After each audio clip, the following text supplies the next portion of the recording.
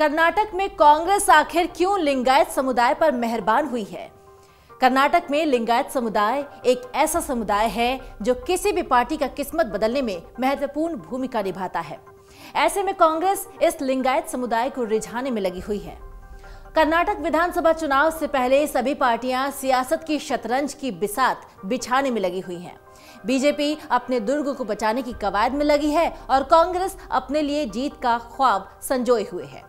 इसे देखते हुए वो जमीन पर अपने लिए वोटों के गणित को जुटाने की कवायद में लगी हुई है। जहां एक ओर वो हर सीट पर जातीय और क्षेत्रीय सहित दूसरे समीकरणों को देख रही है, तो वहीं उसने अपने प्रचार के लिए समुदायों और सामाजिक समीकरण को ध्यान में रखते हुए अपने वोटों का गणित साधने की रणनीति पर काम शुरू कर दिया है। और यही हाल बीजेपी का भी है। कर्नाटक में लिंगायत और वीरशैव कर्नाटक के दो बड़े समुदाय हैं और ऐसे में राज्य के प्रमुख लिंगायत समुदाय के कांग्रेस नेताओं ने 224 सीटों वाली विधानसभा चुनाव में 55 सीटों के लिए टिकटों की मांग की है। चुनाव के ऐलान से पहले ही कर्नाटक में लिंगायत समुदाय की तरफ से सियासी पार्टियों का खासा झुकाव देखने को मिला है। कांग्रेस ने 10 मई को होने वाले विधानसभा चुनाव के लिए अब तक उम्मीदवारों की 2 लिस्ट जारी कर दी है और 124 उम्मीदवारों की पहली लिस्ट 25 मार्च को और दूसरी लिस्ट 42 उम्मीदवारों की थी, जो कि 6 अप्रैल को जारी की गई है। इन 166 टिकटों में से 43 उम्मीदवारों को लिंगायत समुदाय से चुना गया है और इसके पीछे की वजह क्या है, आइए इस रिपोर्ट में समझते हैं। दरअसल प्रमुख लिंगायत नेता बीएस येदियुरप्पा को मुख्यमंत्री पद के उम्मीदवार के रूप में पेश न किए जाने के बाद बीजेपी के इस फैसले से कांग्रेस को दांव खेलने का एक अच्छा मौका मिल गया है। कांग्रेस के लिंगायत समुदाय का मानना है कि चुनाव में राज्य के सबसे बड़े समुदाय का समर्थन हासिल करने का ये एक अच्छा मौका है। भले ही उनकी पार्टी लिंगायत को मुख्यमंत्री के चेहरे के तौर पर पेश नहीं कर रही है।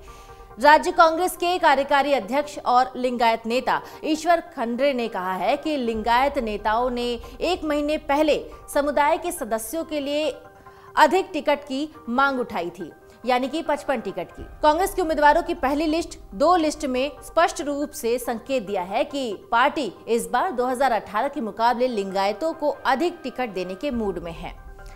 जहां एक और पार्टियां हर सीट पर जातीय और क्षेत्रीय सहित तमाम तरह के दूसरे समीकरणों को देख रही है, तो वहीं उसने अपने प्रचार के लिए भी समुदायों और सामाजिक समीकरण को ध्यान में रखते हुए अपने वोटों का गणित साधने में लग गई है और इसके लिए रणनीति पर काम भी शुरू कर दिया है। कांग्रेस ने 2018 के विधानसभा चुनाव में लिंगायतों को 43 टिकट ही आवंटित किया था।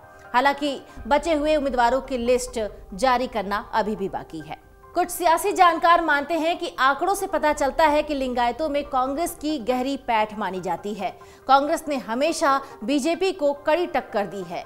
साल 2018 के विधानसभा चुनाव में 38% वोट पाकर कांग्रेस ने बीजेपी से बेहतर प्रदर्शन किया था और बीजेपी के 36.22% से थोड़ा आगे निकल गई थी। 5 साल पहले कांग्रेस को 36.59% वोट मिले थे, जिससे बीजेपी तीसरे स्थान पर पहुंच गई थी। 2018 के विधानसभा चुनावों में भी कड़ी टक्कर के कारण बीजेपी विधानसभा में बहुमत से पीछे रह गई थी। और अब बात करेंगे लिंगायत समुदाय की। लिंगायत समाज को कर्नाटक की अगड़ी जातियों में गिना जाता है। कर्नाटक की आबादी का 18% लिंगायत हैं। पास के राज्यों जैसे कि महाराष्ट्र, तेलंगाना और आंध्र प्रदेश में भी लिंगायतों की अच्छी खासी आबादी है। राजनीतिक रुझानों की बात करें तो राजनीतिक रुझानों में लिंगायत पारंपरिक रूप से बीजेपी का वोट बैंक माना जाता है, लेकिन समय जैसे जैसे आगे बढ़ता गया, लिंगायत कांग्रेस की तरफ चलते गए और फिर कांग्रेस से उनकी दूरी भी बढ़ी। इसके बाद लिंगायतों ने बीजेपी के बीएस येदियुरप्पा को अपना नेता चुना। जब बीजेपी ने येदियुरप्पा को सीएम पद से हटाया तो इस समुदाय ने बीजेपी से भी मुंह मोड़ लिया और अब प्रमुख लिंगायत नेता बीएस येदियुरप्पा को सीएम पद के उम्मीदवार के रूप में पेश न करना, ये जो बीजेपी का फैसला है, इसे कांग्रेस भुनाने की कोशिश कर रही है। कांग्रेस को इसका फायदा मिलता हुआ दिख रहा है और राज्य में एक बड़े समुदाय का समर्थन हासिल करना एक अच्छा मौका दिख रहा है। हालांकि बीजेपी ने इस तबके में मुंबई को बहुत प्रमोट करने की कोशिश की है, लेकिन उसमें भी कोई खास उसे सफलता नहीं मिल पाई। वहीं कर्नाटक के ज्यादातर मठ येदियुरप्पा के साथ हैं। ऐसे में कांग्रेस ये मानकर चल रही है कि बीजेपी से लिंगायतों की ये जो नाराजगी है उसके लिए एक मजबूत हथियार बन सकती है।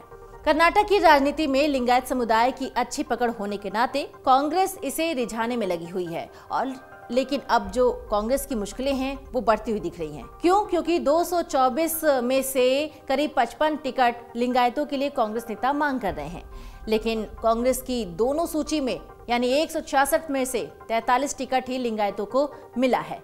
वहीं अटकलें ये भी है कि लिंगायत समुदाय के बाद वोक्कालिगा वोट बैंक में भी कांग्रेस को गुंजाइश दिख रही है। वोक्कालिगा और लिंगायत समुदाय दो बड़े ग्रुप होते हैं। कांग्रेस को गुंजाइश ये है कि साउथ कर्नाटक में वोक्कालिगा समुदाय के खास वोट है। प्रदेश में इस समुदाय की सामाजिक हिस्सेदारी लिंगायत समुदाय के बाद दूसरे नंबर पर आती है। जहां लिंगायत समुदाय सूबे की आबादी में लगभग 16% है, तो वहीं वोक्कालिगा समुदाय लगभग 14% है। जेडीएस से नाराजगी के चलते कांग्रेस इस तबके में अपने लिए गुंजाइश देख रही है। कांग्रेस के प्रदेश अध्यक्ष डीके शिवकुमार इसी समुदाय से आते हैं और वो साउथ कर्नाटक से आते हैं। सूबे की सियासत में पूर्व पीएम एचडी देवेगौड़ा और उनके बेटे एचडी कुमारस्वामी दोनों वोक्कालिगा तबके के सबसे प्रमुख चेहरे में से हैं। ऐसे में कांग्रेस डीके शिवकुमार के जरिए उस पकड़ को चुनौती देने की कोशिश कर रही है, जबकि बीजेपी की नजरें भी इस तबके पर है। लेकिन देखने वाली बात यह है कि किस समुदाय पर कौन सी पार्टी अपनी पैठ बना पाता है और लिंगायत समुदाय कांग्रेस के लिए आसान राह बना पाएगी या नहीं, ये भी आने वाला वक्त बताएगा, यानी 13 मई का दिन।